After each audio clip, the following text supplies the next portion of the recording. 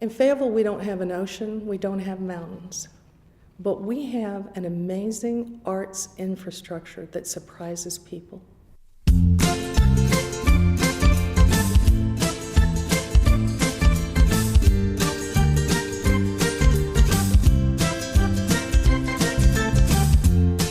1973-74 is when folks started talking. The State Arts Council had developed some funding, state funding, and they went out talking to each of the communities. Their dream was to have an arts council in all 100 counties. And Cumberland County came together, listened to what the state said, and they tell me that they looked at each other and went, we could get some money. There was money being given out, we thought, we heard. There was money that was being given out by the state, but we had no vehicle for it. So we did the first Sunday on the Square. It was downtown Fayetteville, and everybody came, and we did make a little bit of money. Now there are so many festivals downtown Fayetteville. You don't go a month without one. This was the first one, and it was on a Sunday, and we had, everybody who was interested in the arts was eager to do something. And so we set up little booths and all that. Everybody participated. I remember Mildred Evans and I, we were the chairman, and we decided that one of the money makers would be fried chicken, which is a huge mistake. And after it was all over, exhausted as we were, Mildred and I were cleaning up the chicken bones from underneath the market house. The very first Sunday on the Square was before I came along, and it was to raise money to hire the first executive director, Marvin Weaver. He came in with some wonderful ideas about how to get everybody involved. He concentrated on inclusiveness. The programs that Marvin got started, poetry in the schools, artist residencies, went all over the entire county, even though the Arts Council was called then the Arts Council of Fayetteville. Later on, we changed it to Fayetteville, Cumberland County because we wanted the name to reflect how diverse the organization was. In the very beginning, the Arts Council, it didn't even have a home. It was like a lot of evolving nonprofit organizations. It was happening from somebody's dining room. I think Stacy Weaver's law office served a purpose for that. I'm happy to be able to say that I had some fundamental things to do with the Arts Council. The Junior League worked on it. What was Fayetteville Theater, now Cape Fear Regional Theater, Fayetteville. A lot of different organizations came together. Bo Thorpe and her husband Herbert. There was also a woman named Beth Bryan. It was the idea of 6 or 8 people that really were working hard and pushing hard to get it organized. Carolyn Cohn Weaver, she got NEA grants. She was recognized as a real leader across the state, and this organization was blessed to have her. I loved the Arsenal House. The Arts Council moved there as part of the bicentennial, and the Arsenal House was built back during the Civil War when the Arsenal was headquarters for the Confederate Army munitions. It was a tiny little house, one big room that we used as a gallery and a meeting room, and then 2 tiny little offices where the Arts Council staff split up between the 2 offices. We were really crammed in there, but it was a busy place. Up on Haymount Hill, under the great big trees across from the Arsenal site, we had things going on all the time. We had exhibits by local artists. Every month we had a different exhibition. They focused on music, on funding, on awareness as this young, evolving arts council in this community. There were already single discipline agencies working. Now here was an agency that would be a voice for them. Marvin and I worked very closely on his brainchild, which was he wanted to publish a quarterly magazine about the arts in Fayetteville. Spectra is the image that remains in the mind's eye after the object has disappeared.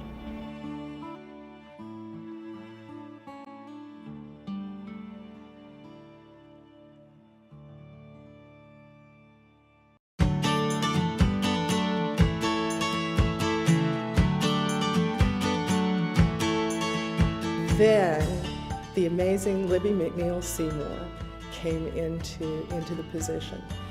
And Libby coordinated amazing tourism and educational tourism. She recognized what was happening, and she got theartscouncil.com for this agency. Libby created the very first Anne Frank. Amazing experience in our community. It's just one example of the amazing things she did. My relationship with the Arts Council started back in 1985 when I first started professional storytelling. I applied for a regional artist grant, and then I started going into the schools through their Artists in the School program. And so when artists go into the schools, artists open up the minds of the young folks and expands their horizons.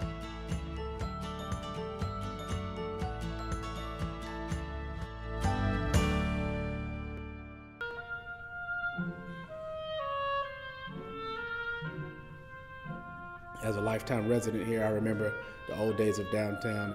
And it was pretty raw. Hay Street was dirty, a lot of dilapidated buildings. Downtown certainly was not a thriving place to be. It was smaller, it was less vibrant, and less exciting. It's been a slow process, but I think it's also been a very deliberate process, and not unlike a lot of communities. I think it was really driven and led by the arts. So when the new library was built, there was this big empty building on Hay Street downtown. We went to the county and said, if we raise the money to renovate this building into an arts center, can we use it? And they said, yes. Our building with the red door is right in the heart, in the middle of Hay Street, and it's an inviting building. And they were very active in terms of putting on festivals, doing things downtown, when there were no shops. I mean, no shops. Joan Allen was the reason that we are in the Arts Center now. She got this great team of local volunteers who went out and raised a lot of money to renovate this building. Walter Vick, local architect, is the one who designed the interior, and Lynn Leith is the one who chose the color scheme and the furniture and everything.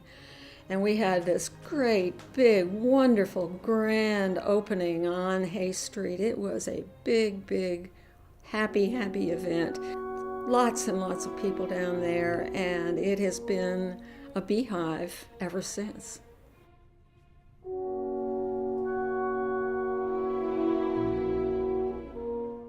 When I first started working with the Arts Council, our funding was not stable at all. And one year, near the end of the year, the city came to us and said we weren't going to get our fourth quarter payment, which meant we weren't going to be able to honor our grants, which meant we were going to have a lot of organizations that it really hurt. So I called the city manager and I said, would you come and speak with a few of our board members tomorrow morning to talk about this? And he said yes. Immediately after that call, I called all the different organizations and I said, can you bring some representatives? We had over 100 people in this building. And we had already created buttons and posters. These are artists in the arts. They're communicators, so we were ready. That led Deborah, who's an amazing leader, and Eric Lindstrom, who championed that, and so many others, to get the occupancy tax dedicated to the Arts Council. The occupancy tax has stabilized the arts, allowed them to grow and flourish, and that has become one of Fayetteville's strongest assets. It's vital that we keep that occupancy tax coming in. It provides our funding, and most people don't realize the Arts Council is a funding source of several of the cultural agencies. The arts is an economic driver, and as companies and as people look to relocate to our community, they took all of those things in consideration, and certainly it's joyous for me to see that those dollars from our hospitality tax are being used to promote the city and the community. New buildings, new city hall, new restaurants really brought people back downtown. And then we started seeing development of condominiums and of course most recently the construction of the baseball stadium that's going downtown. But the bigger picture is being included in the big conversations. Where is our city going? Where do we want this cultural community to land? For citizens we represent and all of this great diversity, we certainly welcome you today, and let's just have a great parade. God bless. And certainly we've turned the page and we have a vibrant, attractive downtown area, and a lot of that is because of the efforts of the Arts Council. The Arts Council's at every table, and a lot of that is we've had outstanding leadership for so many years. You know, when people come to town, they may not realize the depth of the cultural experiences that they can get here. The Arts Council does a great job in making sure that the folks who are here through the Convention Bureau and the Visitors Bureau know about the Arts Council. So Fayetteville's a big military community, and one of the things that they talk about a lot is how transitional the military is by nature. But what I think is distinctive about Fayetteville is that the people who are in the leadership positions in this community, including the Arts Council, are so aware that the arts make Fayetteville a great place to stay. I'm not sure that you can be in Fayetteville and not engaged with the arts and or culture, because we have broadened that vision to include what you don't traditionally think of as art. There is no one aspect of the arts that satisfies everybody. So for the Arts Council to be involved in so many different activities, you know, for some people it's painting, for other people it may be the music. Whether it's the International Folk Festival that we do every year, which draws 100,000 people over that weekend. The Dickens holiday, which is a Fayetteville tradition around Christmas time when everybody gathers. We're proud to be a military town. They've brought great things to us, things that other communities don't have. We're reaching out with new programs to address the military through the CAMO program, the Cape Fear Regional Theater, and their Voices from the Homefront series, working with military spouses. You have open mic, you have different restaurants that are using artists. Artists are on the street performing at night. You have First Friday. We've had so many exhibits down there, from a live tattoo artist to children's art from the Cumberland County schools. Cape Fear Botanical Garden is a piece of art. It's a living piece of art, and as much as the symphony and the theater enriches everyone's life, so does the garden. There's no way the theater could produce the quality of work that we do without the support of the Arts Council. It's been a huge physical change. It's beautiful. People have taken pride in their buildings. The public art, you can't say enough about the public art, how cool that is. There's something all the time, there's something for everyone, but the other thing I love about it is there's a place for everyone. If you're just a hobbyist, you can find a place to do your art hobby. If you are a professional, there are opportunities for you there. If you want lessons for children, all of the arts agencies are providing those kinds of things. So I feel like we meet the needs of most of the citizens in this community. It goes from youth diversion programs to senior programs. There are training programs for artists to try to teach them how to market their wares. There's poetry groups, there's basket weaving groups. There's so much to do in this community, and there's so many cultural offerings. If you're bored in Fayetteville, you're not trying that hard. There's literally hundreds of people, and you see their work all over the community. It really touches everybody. And so for the Arts Council to touch all of these people, making their quality of life better, that's what the Arts Council does.